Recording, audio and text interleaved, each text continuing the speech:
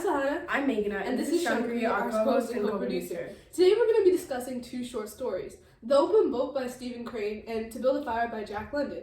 We're going to be discussing how these short stories explore the topic of man versus nature. So, do you want to give us a quick summary of how these stories go? Yeah, sure. So, basically, in To Build a Fire, we see this guy who's like trekking in below 50-degree weather in Yukon, Canada. And he's there with his dog, and he has this resolve that he can make it to the other camp. But whether or not he does is like kind of the plot of the story. And then the second story that we're on is what was it? The Open Boat. Yep, The Open Boat. So in this story, it's about four men who are like kind of stranded at sea, and they have to work together in order to, find land and survive, which is also man versus nature. So these two stories explore similar conflicts, right? But they deal with these conflicts in different ways, and as a result of this, they end in different ways. In To Build a Fire, the man who's trying to survive ends up dying because he goes against the advice of everybody around him.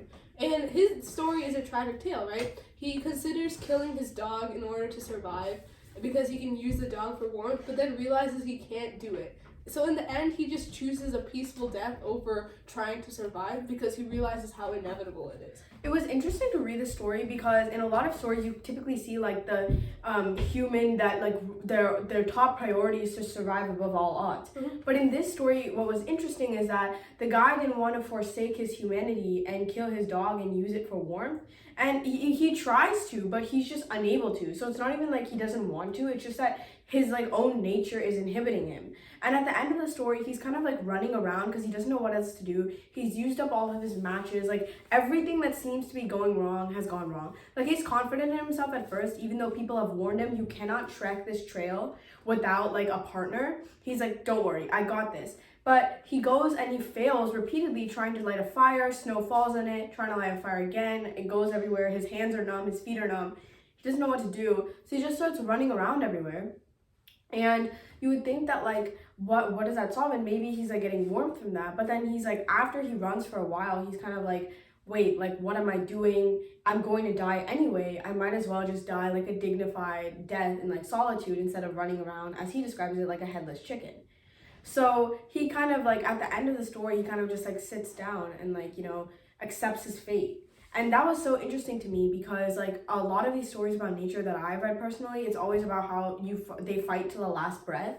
But in this one, it was kind of like he accepted that his death was inevitable and then just like sat there. And there isn't like a saving ending where like somebody comes in and like scoops him from disaster. He just passes away. Yeah, and in addition, like I find it really interesting the writing style of the story because the author is constantly being like, yeah, so this decision is like the worst decision he could make. Like the author is explaining like, oh, like in this cold temperature, this would be impossible. And then the guy tries to do it, and you're like hoping that he will figure it out, but you realize this is information that only you, the reader, are privy to, and the man himself doesn't know it. So he's like kind of like blindly stumbling into his death. Okay? Exactly. And it's in contrast to this, The Open Boat, it follows a story of four men, and all of them are trying to survive on the sea. And you get these vivid descriptions of what's going around them, right? You see these vivid descriptions of the sea and how like the tides are rolling and how everything seems like it's genuinely just feels like a fight that is going to be endless, because they describe like, oh, every time a wave comes in, you'll have to like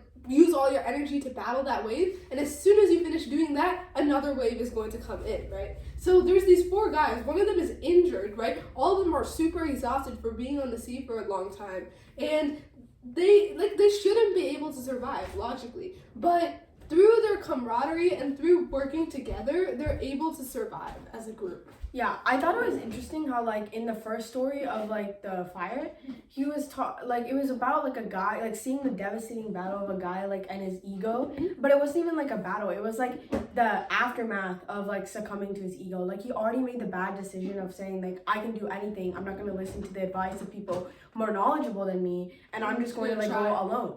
And it's kind of like that ego and how it trips him up. Whereas in the story of like The Open Boat, it's kind of like Sahana said, like these four guys that are on the boat, like an oiler, a cook, a correspondent, and a captain, they're all there. They have their own reasons. They're all just like kind of tired and like they want to get off. And at first, even though they have like this really awkward tension, like they bond. there are like scenes where like they fall asleep on each other's shoulders and like huddle together for warmth. And even though they quarrel with each other, in the end they all realize they have to work together in order to survive. Exactly. Like the way the story is, it's like you kind of see this bonds like forming from man to man, and that powers them to get through it together. Yeah. Like what I thought was particularly super cool about this is like it was like the reverse of the ego part, because near the end of the whole story there is like a scene where the correspondent, he's like almost, so they decide like there's no point in like trying to stay in the boat and like maintain their dignity and not swim. So then they jump out and start swimming. Direct contrast to the other guy who like just decides to die a dignified death and like stay in there, right? So they jump out and they start swimming towards the shore. The correspondent is almost to the shore, but then the captain's like calling for him.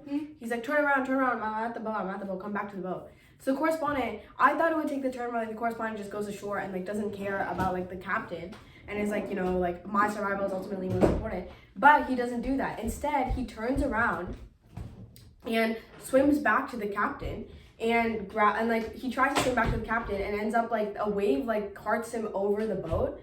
And this wave that carts him over the boat, like he's like far away and there's like a guy on shore that's like swimming towards them trying to save them, and he gets to the captain, but the captain's like no, save him first, save the correspondent first. And it's like kind of like, wow, like this kind of like selflessness in like human versus nature stories is so like hard to see, because it almost seems like everyone is like in this desperate fight for survival, which is definitely there, but like in this story it's kind of like they depended on each other, like they trusted each other, they loved each other. Yeah, and, like their life or death experiences bonded them together so closely. And in the end, the oiler does end up dying, and you do feel genuinely sad about his death because you thought all of them were going to make it, but you're still happy for the men that survived. And the story ends, I find the description of the story so interesting and so beautiful. The story ends with like them hearing the language of the sea, and then all the correspondent notes like, oh, like we could act as interpreters. We're at the point where we could act as interpreters for the sea. So you definitely get that classic sense of like the vastness of nature versus the smallness of man in both stories. But the difference is how they deal with this, right? Because light a fire, he is dependent on his ego. He's not listening to anybody around him. He believes he can do this all himself. He makes like the worst decisions he could possibly make, and he has nobody to tell him. Like the reader, like someone is telling the reader that his decisions are wrong, but nobody is telling him that his decisions are wrong. So he continues to make them, and he eventually leads himself to his own death. Right? Versus not even man versus nature. It's also just man versus his own ego.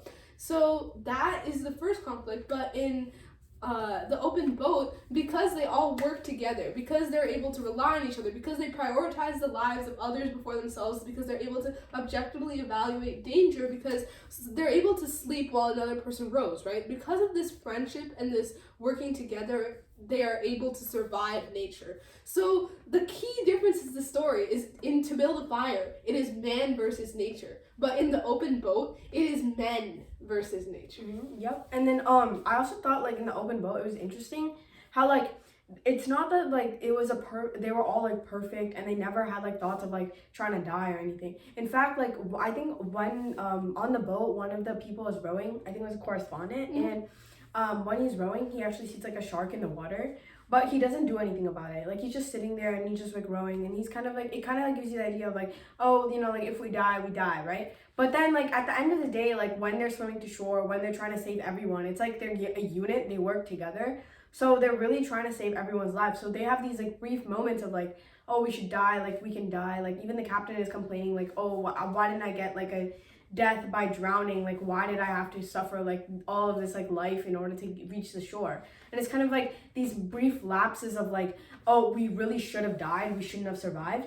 But then it's offset by like their actions, and that they're always like helping one another, and like they're always like being like, oh, switch with me when you're tired, and then the other people with no complaints say, okay, I'll switch with you, and then they start rowing.